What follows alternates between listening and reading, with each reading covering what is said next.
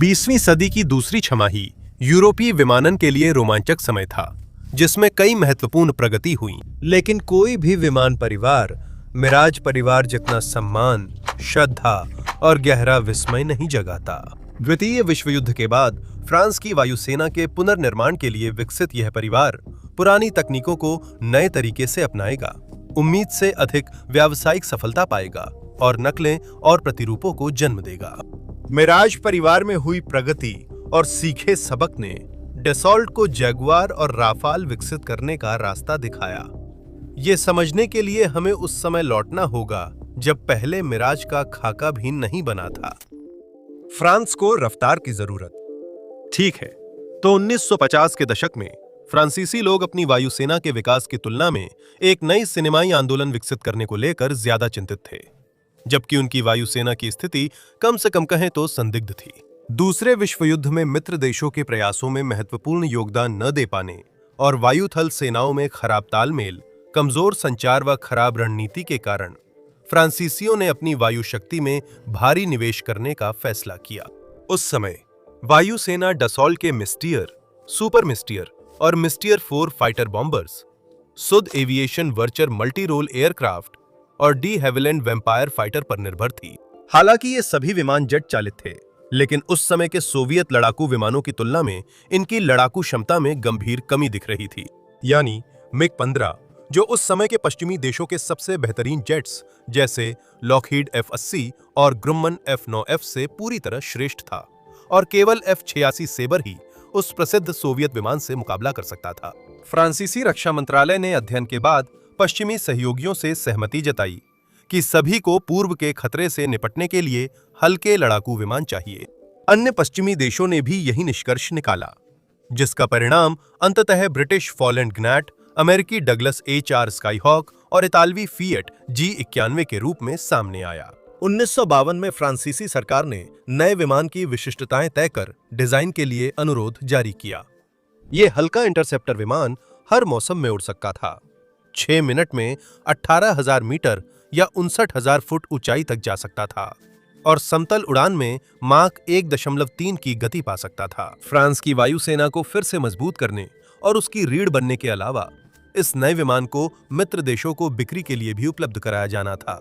3 फ्रांसीसी कंपनियां सुदेस्त, सुदोस्त और डसॉल्ट एविएशन ने इस आह्वान का जवाब दिया।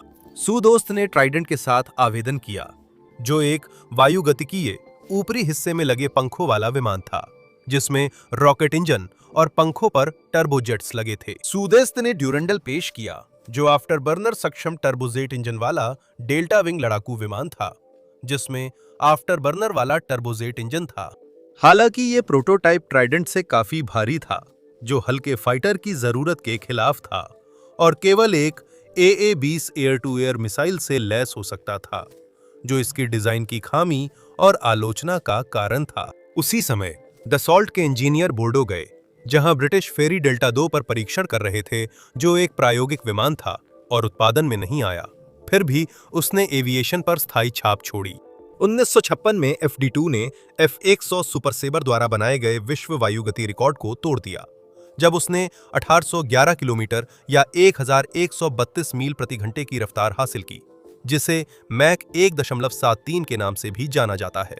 डसॉल्ट के इंजीनियर डेल्टा विंग एयरफ्रेम की अद्भुत प्रदर्शन से प्रभावित होकर इसके प्रदर्शन पर अतिरिक्त डेटा इकट्ठा कर रहे थे, जिससे डसॉल्ट के उस समय जिस डिजाइन पर वे काम कर रहे थे, उसकी व्यवहार्यता को लेकर उनकी थ्योरी और मजबूत हो गई।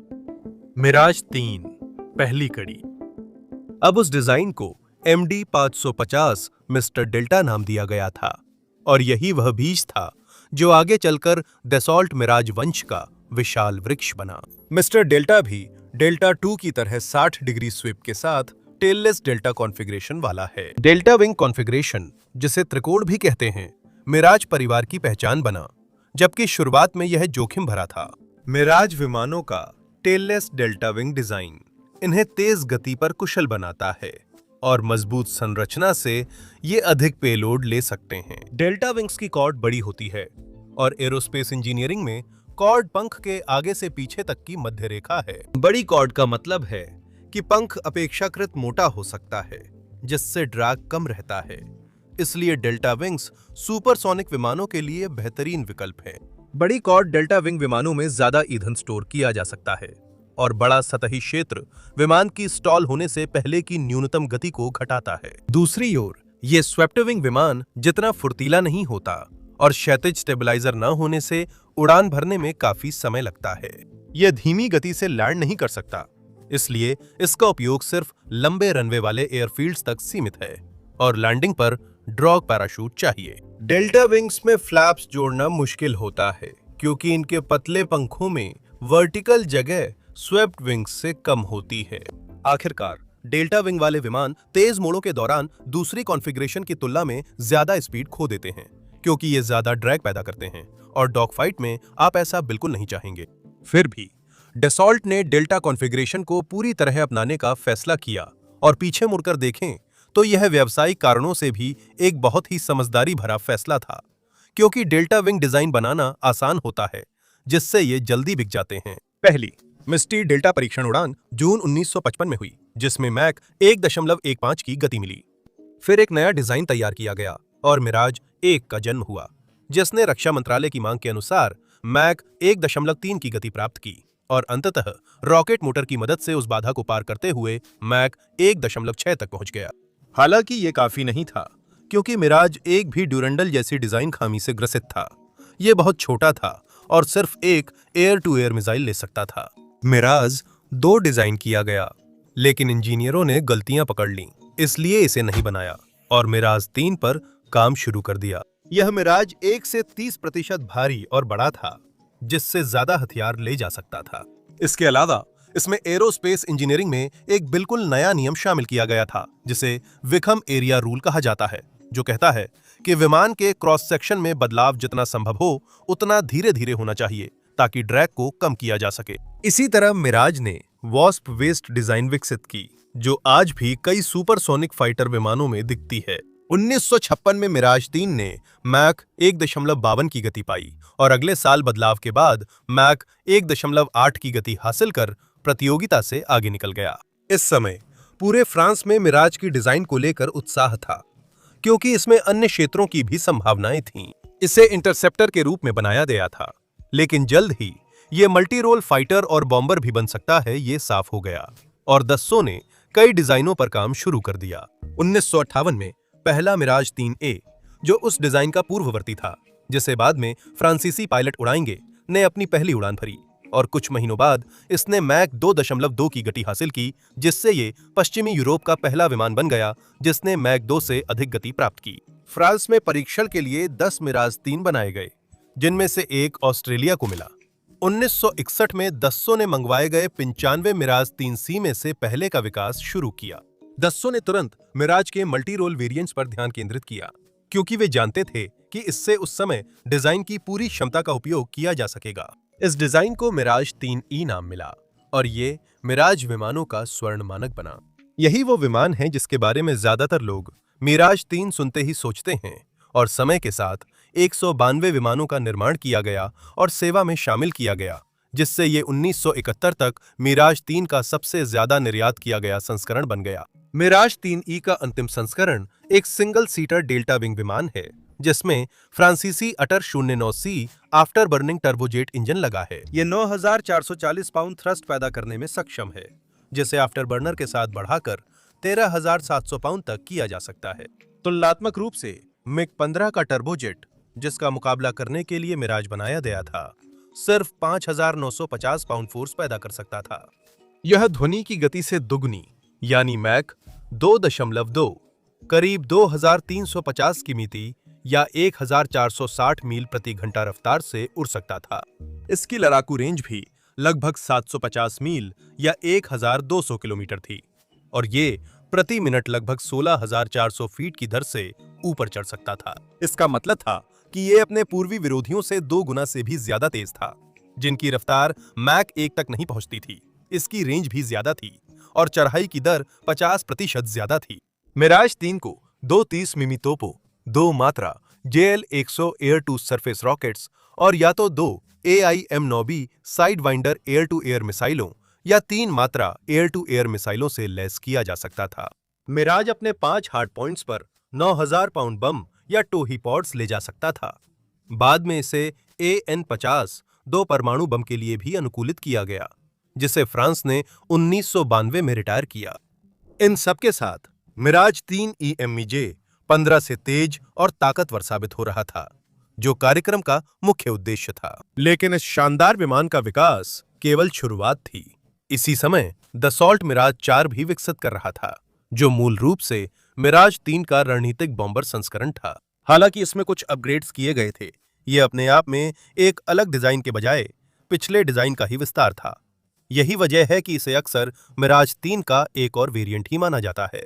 इस वेरिएंट के पहली बार पेश होने पर काफी हलचल हुई थी।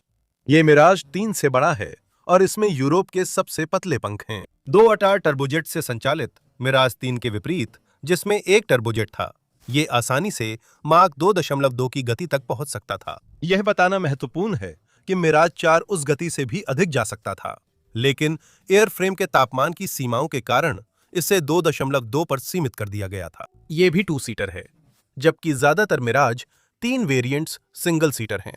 मिराज 4 हवा में ही ईंधन भर सकता था, जो मिराज 3 में नहीं था, जिससे वह मॉस्को सहित अन्य जगहों तक पहुंच सकता था। और इस बॉम्बर को या तो AN-11 या AN-22 परमाणु बम, एक मीडियम रेंज परमाणु मिसाइल या 16 1000 पाउंड के फ्री फॉल बमों से लैस किया जा सकता था। 62 मिराज 4 मिराज 3 के साथ बनाए गए थे और इनका इस्तेमाल केवल फ्रांस ने किया, जिसने इन्हें अपनी प्रतिरोधक शक्ति स्थापित करने के लिए इस्तेमाल किया, जिसे फोर्स दे फ्रैप कहा जाता है। दिलचस्प है कि इसी कारण 1966 में फ्रांस ने नाटो की सैन्य संरचना से खुद को अलग किया। शार्ल दे गॉल, जिन्होंने मिराज 4 पर प्रसिद्ध टिप्पणी की थी, कहा था, हमारे पास लड़ाकू विमान नहीं है, हमारे पास डर पैदा करने वाले विमान हैं।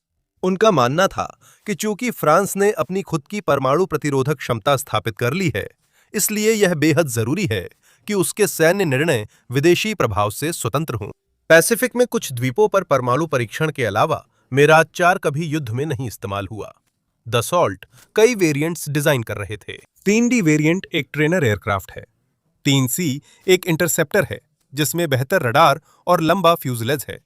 3O ऑस्ट्रेलियाई बॉम्बर वेरिएंट है और 3R एक टोही विमान है। और जाहिर है, हम 3V को नहीं भूल सकते, जो मिराज 3 का VTOL प्रोटोटाइप था। इन वेरिएंट्स में सिर्फ 3B को छोड़कर बाकी सभी विभिन्न ग्राहकों के लिए बने थे। फ्रांस के अलावा डसॉल्ट ने अंतर्राष्ट्रीय बिक्री से भी मुनाफा कमाया, जिसमें इजराइल, दक्षिण अफ्रीका, पाकिस्तान मुख्य ग्राहक थे, जबकि ऑस्ट्रेलिया और स्विट्जरलैंड ने लाइसेंस लेकर अपने मिराज बनाए। Brazil, Argentina, Spain, Venezuela, Lebanon और जॉर्डन ने कम संख्या में मिराज खरीदे। मिराज 3 ने 6 दिवसीय युद्ध में इजराइल के लिए अपनी अहमियत साबित की, जब उसने 48 मिग विमानों को मार गिराया। 6 दिन में 48 मिग गिराना अपने आप में पागलपन है। लेकिन यौम किप्पुर युद्ध के दौरान इजरायली मिराज ने 106 सीरियाई और मिस्र के विमानों को मार गिराया और 140 अन्य विमानों को भी गिराया गया। इजराइल के अपने निशा, जो मिराज 5 का इजरायली संस्करण है, उस विमान पर बाद में चर्चा करेंगे। मिराज न सिर्फ कागज पर मिग 15 को पूरी तरह पछाड़ रहे थे, बल्कि वे उसके उत्तराधिकारी और भी उन्नत मिग 19 और मिग 21 को भी आसमान से गिरा रहे थे। फॉकलैंड्स युद्ध में इस डिजाइन की उम्र दिखने लगी। 1982 में अर्जेंटीना ने मिराज विमानों को डगलस A4 स्काईहॉक के एस्कॉर्ट में इस्तेमाल किया। समस्या ये थी कि मिराज जब लड़ाई के इलाके में पहुंचते, उनके पास बेस लौटने से पहले सिर्फ 5 मिनट का ईंधन बचता था। उन्होंने एक बार ही ब्रिटिश हैरियर से सीधी लड़ाई लड़ी, जिसमें मिराज विमान गिरा दिया गया। इतिहास में 1400 से अधिक मिराज 3 बनाए गए और पिछली सदी में लगभग 1.5 दशक तक हर एक मिराज 3 जबरदस्त हिट रहा। इस डिजाइन ने पश्चिम और पूर्व की दौड़ में खास जगह बनाई और अपने मूल स्थान पर वही किया जो जरूरी था। इसने फ्रांसीसी वायुसेना को पुनर्जीवित किया। इसके अलावा अंतर्राष्ट्रीय स्तर पर व्यावसायिक सफलता ने पूरी दसॉल्ट कंपनी को यह एहसास दिलाया कि वे जरूर कुछ सही कर रहे हैं। इसलिए उन्होंने तुरंत अपने मिराज 3 डिजाइन में सुधार करना शुरू कर दिया और 2 दिशाओं में आगे बढ़े, जिनमें से एक थी मिराज 5। मिराज 5 इसका सीधा अगला अपग्रेड। मिराज 5 का जन्म इजराइल की और भी अधिक युद्धक्षम विमान की जरूरत से हुआ। मिराज 3 से संतुष्ट होकर इजरायली सैन्य नेतृत्व ने अधिक शक्तिशाली विमान की संभावना देखी और 50 का ऑर्डर दिया। डसॉल्ट ने 1960 के दशक में मिराज 5 पर काम शुरू किया, जब मिराज 3 की क्षमताओं की खोज हो रही थी। शुरुआती बदलावों में से एक रोमन अंकों की जगह अरबी अंक प्रणाली अपनाना था। इस फैसले की वजह स्पष्ट नहीं है। सिर्फ नामकरण नहीं बदला, एयर इंटरसेप्ट रडार और एवियोनिक्स भी हटा दी गईं। इसके पीछे सोच व्यवहारिक थी। मध्य पूर्व में मौसम साफ और धूप वाला होता है, जिससे विमानों को देखना आसान होता है और रडार की जरूरत कम पड़ती है। 1967 में प्रायोगिक मिराज 5 अपने पूर्ववर्ती से स्पष्ट रूप से अलग था।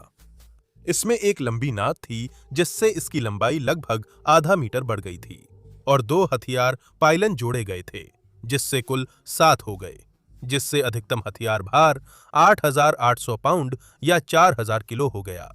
यही बदलाव बाद में सभी मिराज 3E पर भी किया गया, लेकिन परिवार के पहले फाइटर में शुरू में केवल 5 पायलन थे। इसमें मिराज 3 की तुलना में अधिक ऊंची परिचालन ऊंचाई थी और इसकी रेंज लगभग 20% बढ़ गई थी। इन अपग्रेड्स के बाद मिराज 5 इजराइल को भेजने लायक था, पर वो वहां पहुंचा नहीं। इजरायली पायलट नए दिन में इस्तेमाल होने वाले इंटरसेप्टर की ट्रेनिंग के लिए फ्रांस गए थे, लेकिन 1968 में लिबनान पर हमले के बाद राष्ट्रपति डी गॉल ने इसकी बिक्री पर रोक लगा दी। फ्रांस ने आधिकारिक तौर पर मिराज 5 इजराइल को नहीं बेचे, लेकिन माना जाता है कि उसने अनौपचारिक रूप से कम 50 मिराज 5 गुप्त रूप से बेचे थे। इसके बाद इजराइल ने उन विमानों को फिर से रंगा और कुछ अंतिम बदलाव किए और दावा किया कि उनके ये नए विमान, जिनका नाम IAI रखा गया, नेशा, जो उन मिराज 5 विमानों से हैरान करने वाली हद तक मिलता जुलता है जिन्हें उन्हें मिलना था, असल में घरेलू रूप से बनाए गए मिराज 5 हैं, जिन्हें उन्होंने कानूनी रूप से ब्लूप्रिंट लेकर बनाया था। चाहे आप कोई भी कहानी माने, नेशा को आधिकारिक रूप से मिराज परिवार का हिस्सा माना जाता है, क्योंकि वे मिराज 5 जैसे ही हैं, भले ही उन्हें फ्रांस में न बनाया गया हो। कुल 582 मिराज 5 बनाए गए और ये भी मिराज 3 की तरह सफल रहे। बेल्जियम, पेरू, वेनेजुएला, पाकिस्तान, मिस्र समेत कई देशों ने इन्हें अपनाया। मिराज 5 की अगली पीढ़ी मिराज 50 आई, जिसमें उन्नत अतार 9 के 50 इंजन था, जिससे फाइटर की टेक ऑफ और चढ़ाई की गति बढ़ी। 1991 के खाड़ी युद्ध में मिराज 5 ने कार्रवाई देखी, जब बेल्जियम ने इराकी हमलों से तुर्की की रक्षा के लिए 18 विमान तैनात किए। मिस्र ने 1986 में ईरानी F-14 टॉमकैट के कारण कम से कम एक मिराज 5 खोया था, जबकि पाकिस्तान आज भी मिराज 5 और मिराज 3 का एकमात्र सक्रिय उपयोग करता है और इसका सबसे हालिया उपयोग भी उसी के नाम है। 2019 में भारत ने पाकिस्तानी हवाई क्षेत्र में कथित आतंकी कैंप पर बमबारी की थी। जवाब में 2 मिराज 5 ने H-4 बम गिराए और सुरक्षित लौटाए, जो रिकॉर्डिंग के समय मिराज 5 की सबसे हालिया कार्रवाई थी। मिराज एफेक सबसे अलग विमान। मिराज 5 के विकास के साथ साथ डसॉल्ट इसके ठीक उलट साफ मौसम में काम करने वाले इंटरसेप्टर पर भी ध्यान दे रहा था। इस परियोजना का नाम मिराज F1 था, जो मिराज 3 का उत्तराधिकारी था। लेकिन इस नए लड़ाकू विमान में बड़े बदलाव भी किए गए थे और इसमें F2 और F3 परियोजनाओं के विचार शामिल किए गए थे, जिन्हें बाद में रद्द कर दिया गया। सबसे बड़ा अंतर यह है कि एफेक ने बाकी की तरह डेल्टा विंग्स की बजाय स्वीप्ड विंग्स अपनाए, जो अपने परिवार से गद्दारी जैसा है। यह हास्यास्पद और विश्वासघाती लगता है। इसका तर्क मिराज 3 के खराब टेक ऑफ और लैंडिंग परिणामों पर आधारित है। पहली मिराज को टेक ऑफ और लैंडिंग के लिए लंबा रनवे चाहिए था, क्योंकि डेल्टा विंग्स कम स्पीड पर अच्छा नहीं चलते। दूसरी ओर स्वीप्ड विंग्स कम स्पीड पर भी मैन्यूवरेबल रहते हैं। एफेक के स्वीप्ड विंग्स ने रनवे की जरूरत 50% से ज्यादा घटा दी, जो इसके पूर्ववर्ती से काफी कम है। लैंडिंग के दौरान अप्रोच स्पीड करीब 125 नॉट्स थी, जो मिराज 3 की स्पीड से लगभग 25% धीमी है। एफेक में पारंपरिक टेल और स्विफ्ट विंग्स थे, जिससे यह मिराज 3 से ज्यादा आसानी से मोड़ा जा सकता था। मिराज 3 के मुकाबले बड़ा सुधार एफेक के ऑनबोर्ड एवियोनिक्स में छुपा है, जो सीधे नजर नहीं आता।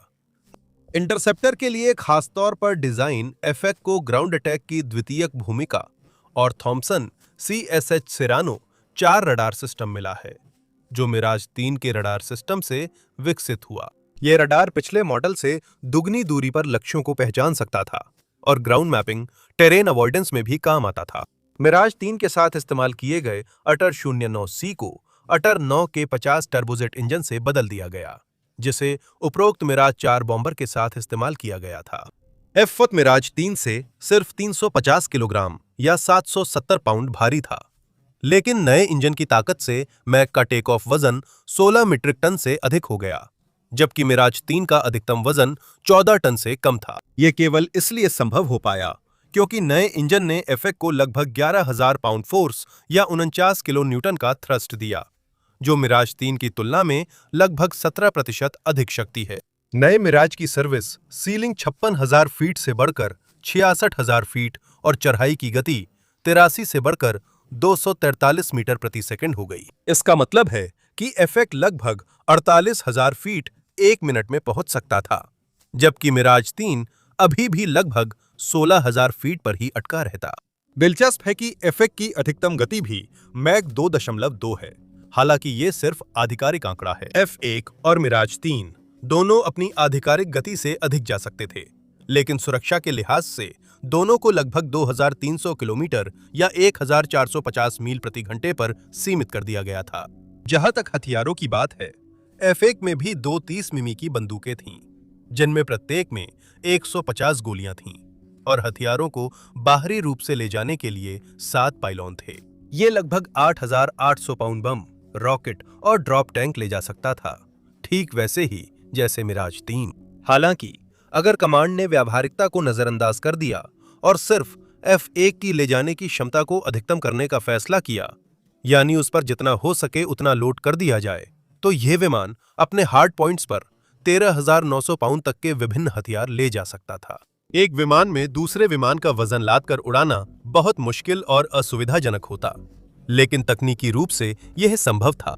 F1 अपनी गनों और पाइलॉन पर लगे हथियारों के अलावा मिसाइलों से भी लैस हो सकता था। साइडवाइंडर उस समय लोकप्रिय था और F1 को एयर टू एयर मिसाइलों के अलावा एंटी शिप व एयर टू ग्राउंड मिसाइलों से भी लैस किया जा सकता था। F1 को तैयार किया गया, जो मिराज 3 से ज्यादा आसानी से तैनात, ताकतवर और बेहतर हथियारों से लैस था। हाँ, टोही या ग्राउंड अटैक जैसे विशेष संस्करण भी बनाए गए थे। कुल 246 विमान फ्रेंच एयरफोर्स में शामिल हुए। इराक, ग्रीस, दक्षिण अफ्रीका और स्पेन समेत कई देशों ने कुल 726 F1 विमान खरीदे। आज भी ये मोरक्को, लीबिया, ईरान, गैबोन और कांगो गणराज्य में उपयोग हो रहे हैं। हम 1960 के दशक के अंत के विमान की बात कर रहे हैं, इसलिए F1 की लंबी उम्र पहली नजर में हैरान करती है, लेकिन जब पता चलता है कि यह सबसे ज्यादा युद्ध परखा मिराज है, तो यह समझ में आता है। फ्रांस ने 1984 से 2010 के शुरुआती वर्षों तक इन विमानों का युद्ध और टोही मिशनों में उपयोग किया। 1995 में इक्वाडोर के 2 F1 ने 2 पेरुवियन सुखोई 22 को मार गिराया। 1995 में एक तुर्की F-16 ग्रीक F1 से डॉगफाइट के दौरान दुर्घटनाग्रस्त हुआ। कुछ महीने बाद एक F-4 फैंटम को कथित तौर पर ग्रीक F1 ने गिराया, लेकिन तुर्की सरकार इसकी पुष्टि करने से इनकार करती है। इराक ने ईरान-इराक युद्ध में F1 विमानों का मुख्य रूप से इंटरसेप्शन और ग्राउंड अटैक में उपयोग किया। इस भूमिका में इराकी F1 विमानों ने पहला ईरानी F-14 टॉमकैट गिराया और महीनों तक ऐसा ही चलता रहा, जिससे पहले कमजोर मानी जाने वाली इराकी वायुसेना को ईरानी हल्कों में डरावनी प्रतिष्ठा मिली। कुल मिलाकर इराकी F1 विमानों ने कम से कम 35 ईरानी विमान, अधिकतर F-4 F-5 टाइगर 2 F-14 गिराए। वहीं ईरान ने 33 इराकी F1 विमान मार गिराए। F1 अपने समय के लिए हर मायने में एक शानदार विमान था। यह डसॉल्ट की तीसरी पीढ़ी के लड़ाकू विमानों में मुख्य पेशकश थी, जिसने कुछ समय के लिए अभ्यासों में F-16 को भी पछाड़ दिया था। असल में F1 की इलेक्ट्रॉनिक काउंटरमेजर प्रणाली नियमित रूप से F-6 को बाधित कर देती थी, जिसका मतलब था कि भले ही F-6 एक बेहतर प्रदर्शन करने वाला विमान था और उसमें ज्यादा शक्तिशाली इंजन था, लेकिन 1990 के दशक तक F1 उससे कहीं ज्यादा टक्कर देने वाला विमान था। हालांकि F1 मिराज के विकास की चरम सीमा नहीं था। ये खिताब मिराज 2000 को जाता है। मिराज 2000 मिराज श्रृंखला की सर्वोच्च कड़ी। 1984 में मिराज 2000 के आगमन ने classic Mirage delta wing design की वापसी को चिन्हित किया। दिलचस्प ये है कि यह परियोजना शुरू में अलग दिशा में जा रही थी। मिराज 2000 की शुरुआत 1970 के दशक की शुरुआत में मिराज जी के डिजाइन के दौरान एक साइड प्रोजेक्ट के रूप में हुई। मिराज जी एक स्विंग विंग प्रोटोटाइप है जिसे नया फ्रांसीसी इंटरसेप्टर और ग्राउंड अटैक फाइटर बनाने के लिए बनाया गया था। हालांकि ये डॉग फाइटिंग में असमर्थ था और अपनी जटिलता के कारण मिराज F1 से 2.5 गुना महंगा था। उस समय F-16 यूरोप में कॉन्ट्रैक्ट जीत रहा था, इसलिए डसॉल्ट को कुछ सस्ता बनाना जरूरी था। ये सस्ता विकल्प मिराज 2000 था, जो मूल मिराज दर्शन की पूरी क्षमता व पिछले दशक के अनुभवों को समेटे हुए था। डेल्टा विंग डिजाइन और बड़े आकार के कारण मिराज 2000 अपने सबसे बड़े प्रतिद्वंदी F-16 के मुकाबले कहीं अधिक आसानी से मोड़ा जा सकता है। मिराज 2000 के पंख 41 वर्ग मीटर क्षेत्र कवर करते हैं और टेक ऑफ के वक्त इसका वजन करीब 15 टन या 33,000 पाउंड होता है, जो कुछ भारी हथियारों के उड़ान भरते समय का यथार्थवादी लेकिन अधिकतम नहीं वजन है। मिराज 2000 की विंग लोडिंग 77 पाउंड प्रति वर्ग फुट है। F-16 की विंग लोडिंग करीब 110 पाउंड पर वर्ग फुट है, जिससे तेज रफ्तार पर इसे नियंत्रित करना मुश्किल होता है। मिराज 3-5 और F1 सभी के पंख काफी छोटे थे, जिससे वे कम फुर्तीले भी थे। डसॉल्ट ने 20वीं सदी के यूरोप के शीर्ष विमानों में से एक के डिजाइन में एक और शानदार तरकीब अपनाई थी, जिसमें पंखों की जड़ों को इंजन के साथ अधिक घना मिलाया गया था, जिससे अधिक ईंधन के लिए जगह बची। मिराज 2000 में 900 गैलन से अधिक ईंधन ले जाने की क्षमता है, जो मिराज 3 से 200 गैलन ज्यादा है। इससे इसकी अधिकतम युद्ध सीमा लगभग 1500 किलोमीटर या 960 मील हो जाती है, जो मिराज 3 से 25% अधिक है। लेकिन रुकिए, अगर मिराज 2000 मिराज 3 से बड़ा है, तो क्या यह ज्यादा भारी नहीं होगा और अतिरिक्त ईंधन का फायदा खत्म नहीं हो जाएगा? और ये मानना बिल्कुल जायज है, लेकिन असल में इसका जवाब है नहीं। मिराज परिवार का सबसे छोटा सदस्य पहले मिराज से केवल 450 किलोग्राम या 990 पाउंड, यानी एक वयस्क नर खारे पानी के मगरमच्छ जितना भारी है। इंजीनियरों ने यह हासिल किया एक बहुत ही साधारण नियम का पालन करके। जो भी चीज खास तौर पर धातु की होने की जरूरत नहीं है, उसे धातु नहीं होना चाहिए। फिन्स, एलेवंस, पैनल्स और रडर कंपोजिट्स से बने, जिससे कम से कम 100 किलो वजन कम हुआ। 75 टन वजनी फ्रांसीसी आसमान का शासक स्नेकमा M53 टर्बोफैन से चलता है, जो उसी दौर के अमेरिकी और ब्रिटिश इंजनों की तुलना में काफी हल्का भी है। और ये लगभग 15,000 पाउंड फोर्स ड्राई थ्रस्ट में और 21,000 पाउंड फोर्स आफ्टर बर्नर के साथ पैदा कर सकता है, जो मिराज 3 की तुलना में लगभग 60% ज्यादा ताकत है। इससे मिराज 2000 को 56,100 फीट प्रति मिनट की दर से चढ़ने और मैक 2.2 की गति पाने की सुविधा मिलती है। हर बार की तरह मिराज डिजाइनों की असली शीर्ष गति इससे ज्यादा होती है। बस बात इतनी है कि डसॉल्ट में किसी ने एक ब्लॉक डालने का फैसला किया, ताकि टॉप गन मैवरिक के पहले सीन जैसी घटना असल जिंदगी में ना हो सके। दिलचस्प था, वो सीन शानदार था।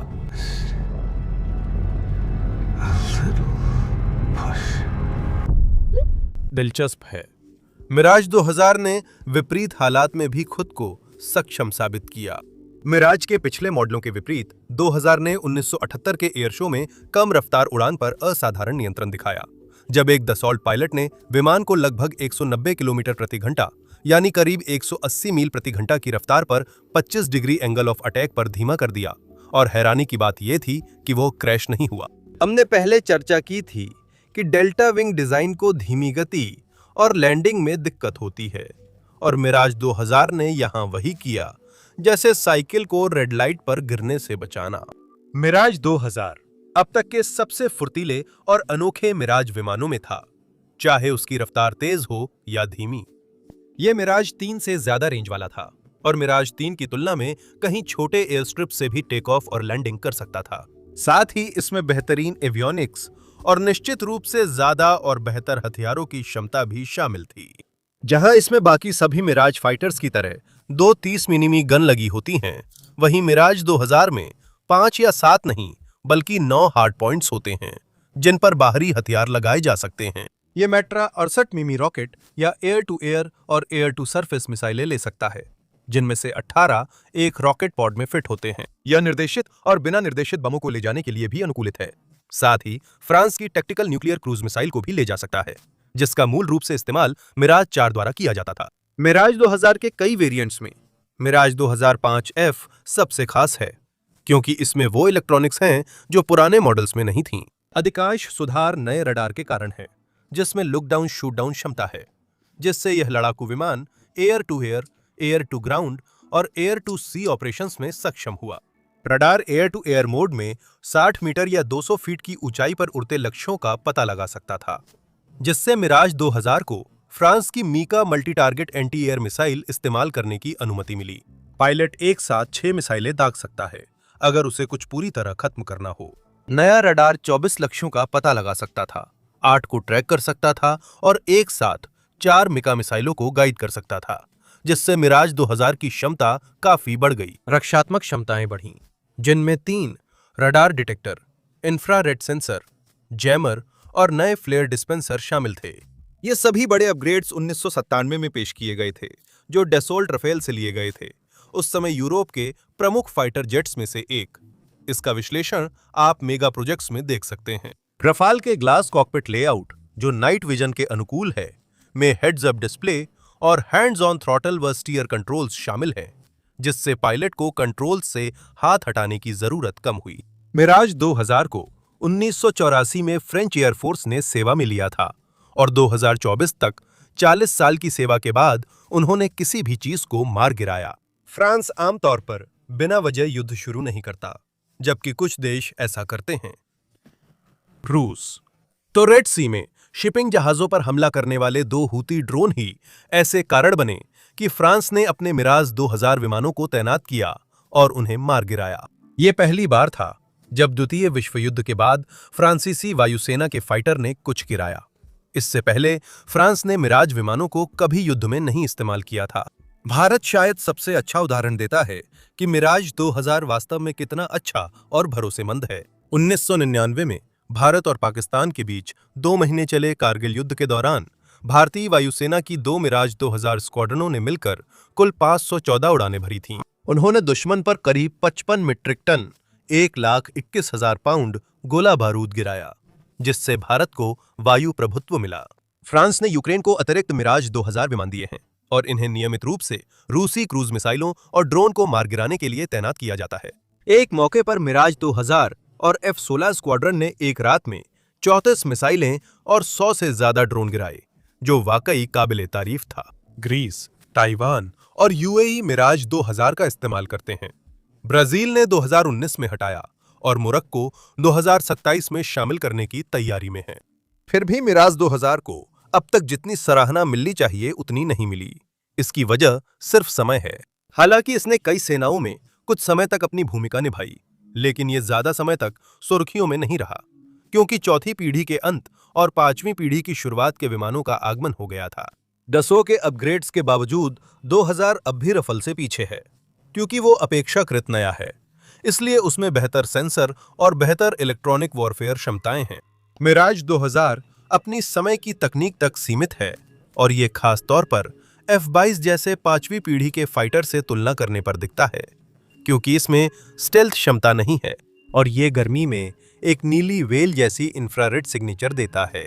इसके बावजूद ये आधुनिक दौर में हवा से हवा के मुकाबलों या इंटरसेप्शन के लिए नहीं, बल्कि वायु रक्षा, वायु वर्चस्व और रक्षा व्यवस्था वाले क्षेत्रों में हवा से जमीन पर हमले वाले मिशनों के लिए उपयोगी है। सराहना का एक और कारण इसकी खूबसूरती है। मिराज 2000 मिराज परिवार का सबसे आकर्षक और सुंदर विमान है। इसका मजबूत, साधारण और विशाल डिजाइन 20वीं सदी के उत्तरार्ध का यूरोप दिखाता है और हमें आल्प्स के चारों ओर उड़ने को आमंत्रित करता है। इस डिजाइन ने मिराज परिवार का अंत कर दिया। डसॉल्ट और फ्रेंच एयरफोर्स ने इन विमानों को बनाते समय जो सबक सीखे, वही चिंगारी बनी जिससे डसॉल्ट राफेल बना। मजेदार बात यह है कि अगर राजनीति और तकनीक ने कुछ फैसले अलग लिए होते तो ये वीडियो दुगना लंबा होता। वैसे भी ये काफी लंबा है, क्योंकि ऐसे 1 दर्जन मिराज प्रोटोटाइप थे जो कभी प्रोडक्शन में नहीं आए। वे कई मिराज विमान जो कभी नहीं उड़े। संभव है कि उन मिराज प्रोटोटाइप्स पर अलग वीडियो बने जो प्रोडक्शन में नहीं आए, लेकिन यहां उनका संक्षिप्त विवरण है। मिराज मिलान विकसित किया गया था। स्विस लोगों के सहयोग से जिन्होंने 3 मिराज 3 के नाक में बाहर निकलने वाले अग्रपंख जोड़े थे। सिर्फ 3 प्रोटोटाइप बनाए गए थे और उन अग्रपंखों के अलावा उनमें अपडेटेड एवियोनिक्स भी थे। आखिरकार इस कॉन्सेप्ट को छोड़ दिया गया क्योंकि ये अग्रपंख पायलट के देखने के क्षेत्र को कुछ हद तक बाधित करते थे। मिराज बाल्जाक मिराज 3 का VTOR प्रोटोटाइप था, जो ऊपर बताए गए मिराज 3V का पूर्ववर्ती था। अब तक बनाए गए एकमात्र प्रोटोटाइप की कम ऊंचाई पर होवर करते समय पूरी तरह से विफलता हो गई, जिससे टेस्ट पायलट की मौत हो गई। 1 साल बाद अब मरम्मत किए गए प्रोटोटाइप ने फिर से उड़ान भरी, लेकिन वह फिर से कम ऊंचाई पर होवर करते समय विफल हो गया, जिससे एक और टेस्ट पायलट की मौत हो गई। ये कॉन्सेप्ट छोड़ दिया गया और सीखे सबक मिराज 3V में अपनाए गए, लेकिन दोनों बनाए गए विमान परीक्षण में असफल रहे। मिराज F2 और F3 भी थे, जो F1 से बड़े थे, जिसे उत्पादन में लाया गया था। ये विमान कम ऊंचाई पर घुसपैठ के लिए थे, जो तेज नहीं उड़ सकते, जबकि मिराज से तेजी की उम्मीद रहती है। फ्रेंच एयरफोर्स ने आखिरकार इन डिजाइनों में से किसी में भी कोई दिलचस्पी नहीं दिखाई और F1 को चुना, जो जैसा कि हमने जाना एक बड़ी सफलता साबित हुआ। हालांकि F2 के डिजाइन ने पहले से ही उल्लेखित मिराज जी को पेश किया। इस स्विंग विंग विमान के 3 प्रोटोटाइप बनाए गए थे, लेकिन पहला प्रोटोटाइप एक परीक्षण उड़ान के दौरान पूरी तरह से बिजली चले जाने के कारण दुर्घटनाग्रस्त हो गया। इसके बाद मिराज G8 विकसित हुआ, जो मिराज जी का उन्नत रूप था, लेकिन ज्यादा महंगा होने के कारण कार्यक्रम रद्द हो गया। सिर्फ एक प्रोटोटाइप बचा, क्योंकि बाकी विमान 1971 में हादसे का शिकार हो गया। हमारे पास मिराज 4000 है, जिसे सुपर मिराज भी कहते हैं, जो मिराज 2000 का ज्यादा शक्तिशाली रूप है। ये फाइटर मिराज 2000 से लगभग 2 गुना बड़ा है और फाइटर बॉम्बर व लंबी दूरी के इंटरसेप्टर के रूप में डिजाइन हुआ था। 80 के दशक की शुरुआत में सऊदी एयरफोर्स ने पनाविया टॉर्नेडो मंगवाया, जिसने सुपर मिराज वाली वही जरूरत पूरी कर दी। दसॉल्ट ने मिराज 2000 पर ध्यान केंद्रित किया, क्योंकि वह व्यावसायिक रूप से बेहतर था। इस प्रोटोटाइप ने मिराज फाइटर में सबसे ज्यादा मैक 2.3 की टॉप स्पीड दर्ज की, जो मिराज कभी बने ही नहीं। उनके अलावा कम से कम 4 फाइटर या प्रोटोटाइप हैं, जिन्हें अन्य देशों ने मिराज के ब्लूप्रिंट की सीधी नकल कर डिजाइन किया है। सबसे पुराना है पहले उल्लेखित IAI नेशा, जो इजराइल का मिराज 5 संस्करण है। इसमें से सिर्फ 61 बनाए गए। बाद में इजराइल ने इसे काफिर में बदला, जो मिराज 5 पर आधारित है, लेकिन इसमें इजरायली एवियोनिक्स और GEJ-70 9 इंजन हैं। चूंकि ये काफी नया था और इसमें नई तकनीक शामिल की गई थी, काफिर ने वास्तव में उस मिराज 5 से बेहतर प्रदर्शन किया जिस पर यह आधारित था, और व्यावसायिक रूप से भी अच्छा किया। इजराइल ने इसे कोलंबिया, इक्वाडोर और श्रीलंका को बेचा और फिर इन्हें संयुक्त राज्य अमेरिका को उधार दिया, ताकि वे इन्हें हवाई युद्ध प्रशिक्षण में नकली दुश्मन के रूप में इस्तेमाल कर सकें। दक्षिण अफ्रीका ने फिर अपना खुद का संस्करण बनाने का फैसला किया, जिसमें नेशा और काफिर दोनों डिजाइनों को शामिल किया गया, और इजराइल ने दक्षिण अफ्रीका को कुछ काफिर और नेशा विमान दिए, ताकि वे उन्हें आज के एटलस चीता में बदल सकें। ये चीता को मिराज 3 और 5 के साथ दक्षिण अफ्रीकी अनुभवों का एक मिश्रण बनाता है, जिसमें 2 ऐसे डिजाइन भी शामिल हैं जिन्हें हल्के शब्दों में कहें तो मौजूदा मिराज विमानों से कॉपी किया गया था। जब आप किसी के काम की इतनी बेशर्मी से नकल करते हैं कि छुपाते भी नहीं, तो ये अपमानजनक है, पर इसे मिराज की क्षमता का प्रमाण भी मान सकते हैं। डेल्टा विंग अवधारणा ने फ्रांस के आसमान पर आधी सदी तक राज किया, अंतर्राष्ट्रीय स्तर पर शानदार व्यावसायिक सफलता हासिल की और दुनिया भर में युद्ध में बार बार अपनी उपयोगिता साबित की। इसने अपना मुख्य उद्देश्य आसानी से पूरा किया, जिसके लिए सबसे पहला मिराज 3 डिजाइन हुआ था। इसने फ्रांस की वायुसेना को मजबूत कर दुनिया की शीर्ष वायुसेनाओं के बराबर कर दिया। आखिरकार समय और नई तकनीक ने इसे पीछे छोड़ दिया, जैसा हर लड़ाकू विमान के साथ होता है, लेकिन फिर भी इसने युद्धक विमानन में स्थायी छाप छोड़ी। देखने के लिए धन्यवाद।